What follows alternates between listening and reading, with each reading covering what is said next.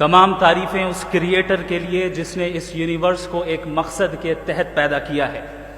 Respected جناب جاوید اختر صاحب, mister Saurabh Dwivedi اور respected audience, thank you all for being here today. آج کی ڈیبیٹ میں چونکہ ہم بات کرنے والے ہیں ڈز گاڈ ایگزسٹ کے ٹاپک پر, تو یہ ایک ایسا ٹاپک ہے جس کے متعلق کوئی بھی ڈیسیجن لینے کے لیے الگ الگ اسٹینڈرڈز ہو سکتے ہیں. لہٰذا ڈیبیٹ کے شروع میں یہ ضروری ہے کہ ہم یہ جان لیں کہ آج کے اس ٹاپک میں کون سا اسٹینڈرڈ صحیح ہوگا اور کون سا غلط ہوگا. سب سے پہلا اسٹینڈرڈ جسے میں سمجھتا ہوں کہ ہمارے رسپیکٹڈ جناب جاوید اختر صاحب بڑی تیزی کے ساتھ اس کی طرف لپکیں گے, وہ ہے سائنس. جبکہ سائنس در حقیقت خدا کے ایگزسٹنس کو ڈائریکٹلی ثابت کرنے یا اس کے ایگزسٹنس کو ڈینائی کرنے کے لیے اسٹینڈرڈ نہیں بن سکتی. اور اس کی وجہ کیا ہے یہ میں نہیں کہہ رہا, یہ وہ لوگ کہہ رہے ہیں جو سائنس کے ایکسپرٹس ہیں. نیشنل اکیڈمی آف سائنس کہتی ہے science doesn't have the processes to prove اور disprove the existence of God. Why? کیونکہ سائنس کا تعلق ایمپیریکل ایویڈنس سے ہے اور ایمپیریکل ایویڈنسز کا تعلق ہمارے نیچرل اور فزیکل ورلڈ سے ہے, جبکہ گاڈ نان فزیکل اور سپر نیچرل ریالٹی ہے. لہٰذا نان فزیکل ریالٹی کو آپ اس ٹول کے ساتھ نہیں چیک کر سکتے جس کا کام فزیکل ریالٹی کو تلاش کرنا ہے. لہٰذا آج اس ڈیبیٹ میں گاڈ کی ایگزسٹنس کو ثابت کرنے یا اسے ڈینائی کرنے میں سائنٹیفک ایویڈنس کو ایکسپٹ نہیں کیا جائے گا. دوسرا اسٹینڈرڈ ہو سکتا ہے ریویلیشن, کہ ریویلیشن کے ذریعے ہم یہ ثابت کریں کہ گاڈ ایگزسٹ کرتا ہے یا نہیں. لیکن یہ اسٹینڈرڈ بھی آج ارریلیونٹ ہے. کیوں؟ کیونکہ ریویلیشن میرے نزدیک سورس آف نالج ہے, ویلڈ سورس آف نالج ہے, لیکن ہمارے جاوید اختر صاحب کے نزدیک یہ ویلڈ سورس آف نالج نہیں ہے.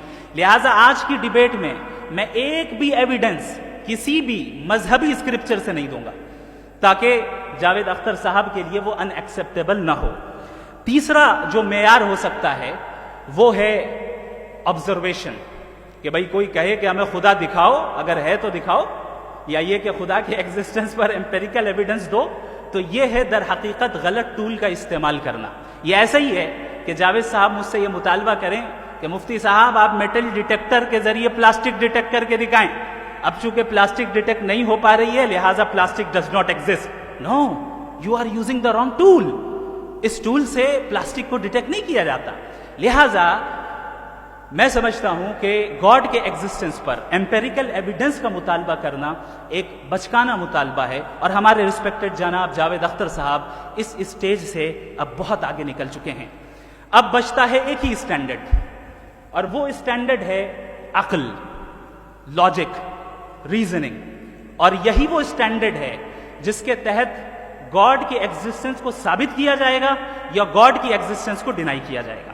لیکن چونکہ یہ بہت امپورٹنٹ اور سینسٹیو ٹاپک ہے, اس لیے لاجیکل آرگیومنٹ بھی ایسا ہونا چاہیے جو ڈیفینیٹو ہو, انڈیفینیٹو نہ ہو, جو 2 اور 2 4 کی طرح بالکل واضح ہو, جسے لاجیکلی ریجیکٹ کرنا پاسبل نہیں ہو.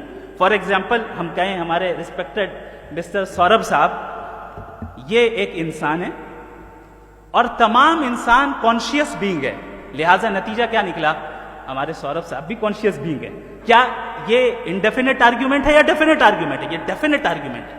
یہ 2 اور 2 کی طرح واضح ہے, اس میں کسی طرح جو ہے لاجیکلی اس کو ریجیکٹ نہیں کیا جا سکتا. تو اگر آج ہمارے جاوید اختر صاحب ایسی کوئی عقلی دلیل اور لاجیکل ایویڈنس دیں خدا کے نہ ہونے پر جو ڈیفینٹ بھی ہو, تو میں یہ اعلان کرتا ہوں کہ یقیناً میں اس ایویڈنس کو قبول کروں گا اور اس پر غور کروں گا. لیکن ساتھ میں یہ بھی اعلان کر دیتا ہوں پریڈکشن کے طور پر کہ ایسا کوئی ڈیفینٹ آرگیومنٹ کوئی نہیں پیش کر سکتا.